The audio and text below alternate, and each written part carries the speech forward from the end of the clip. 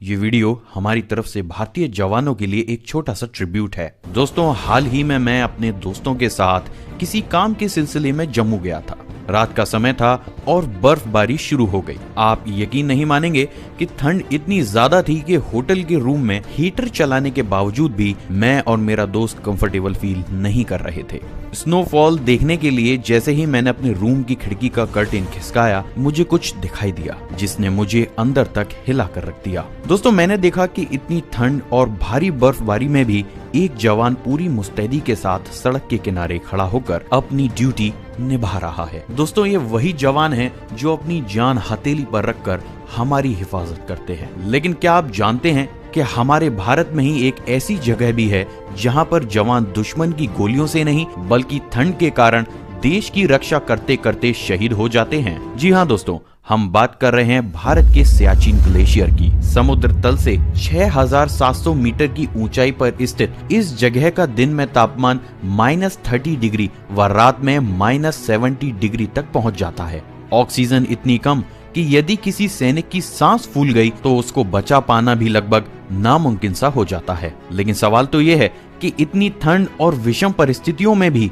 आखिर क्यों भारतीय सैनिकों को अपनी जान की बाजी लगाकर यहाँ तैनात किया जाता है। दोस्तों, इसके पीछे का सबसे बड़ा कारण है हमारा पड़ोसी मुल्क पाकिस्तान। दरअसल 1949 के कराची समझौते और 1972 के शिमला समझौते में भारत और पाकिस्तान दोनों ही देश के बीच यह तय हुआ था कि कोई भी देश पॉइंट NG 9842 के आगे के दुर्गम इलाकों में दखल अंदाजी नहीं करेगा। लेकिन पाकिस्तान की नीयत खराब होते देर न लगी और उसने इस इलाके पर कब्जा करने के लिए पर्वतारोही के दलों को जाने की इजाजत देनी शुरू कर दी, जिससे भारत की सुरक्षा पर खतरा बढ़ गया। दोस्तों, कहा जाता है कि 80 के दशक से ही पाकिस्तान ने सियाचिन पर कब्जा करने की तैयारी शुरू कर दी थी। पाकिस्तान की इस हरकत को देखते हुए भारत ने भी अपने जवानों को सियाचिन जैसी कठोर परिस्थितियों में रहने की ट्रेनिंग लेने के लिए अंटार्कटिका भेजना शुरू कर दिया। इसके बाद भारत ने 13 अप्रैल 1984 को सियाचिन पर पाकिस्तान के नाजायज घेराव को हटाने के लिए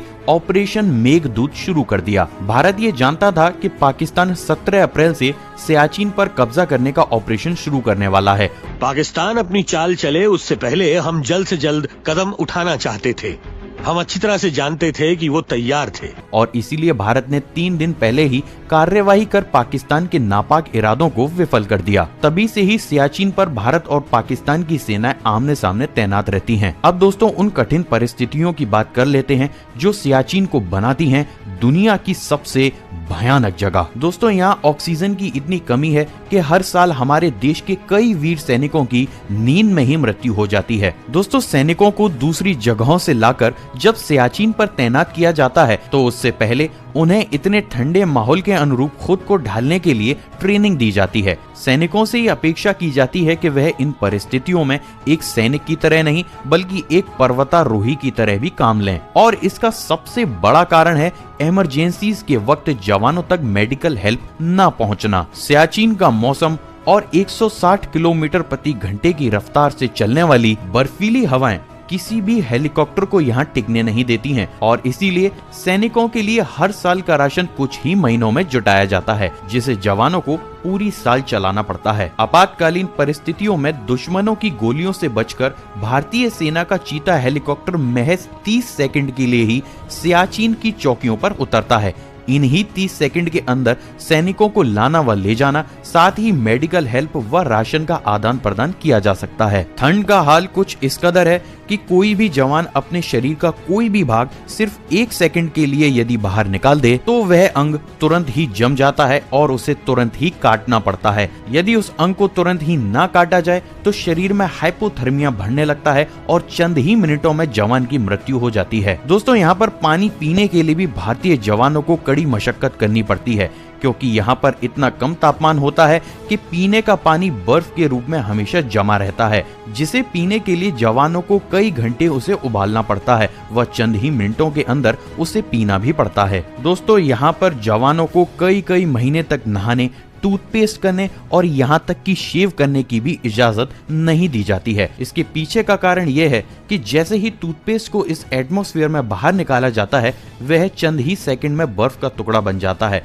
साथ ही यहाँ पर जवानों की स्किन ठंड की वजह से इतनी नाजुक हो जाती है कि जरा सी खरोंच लगते ही वह फट जाती है और खून बहना शुरू हो जाता है। घाव कई महीनों तक ठंड की वजह से ठीक नहीं हो पाता। यानी कि बात साफ है कि यह जगह हमारे जवानों के लिए बेरहम, दर्दनाक और किसी काल से कम नहीं है। लेकिन इस भयानक स्थिति में भी हर दिन हमारे जवानों को देश की सुरक्षा की खातिर पेट्रोलिंग करनी पड़ती है। पेट्रोलिंग के लिए यहाँ पर जवान एक सीधी लाइन में चलते हैं व एक रस्सी के सहारे एक दूसरे से बंधे हुए रहते हैं, ताकि यदि कोई जवान पेट्रोलिंग के दौरान बर्फ में धंस जाए तो अन्य जवानों के द्वारा रस्सी की सहायता से उसे रेस्क्यू किया जा सके। लेकिन इस भयानक वातावरण में रेस्क्यू करना इतना आसान नहीं होता और यही कारण है कि हर साल सियाचिन में ही हमारे देश के बहुत से जवान वीर गति को प्राप्त हो जाते हैं। लेकिन सवाल तो ये है कि आखिर वो किसके लिए अपनी जान कुर्बान करते हैं। वो अपने वतन और हम लोगों के लिए कुर्बानी देते हैं ताकि हम निश्चिंत होकर रातों में ब्लैंकेट ओढ़कर सो सकें। मुझे फक्र है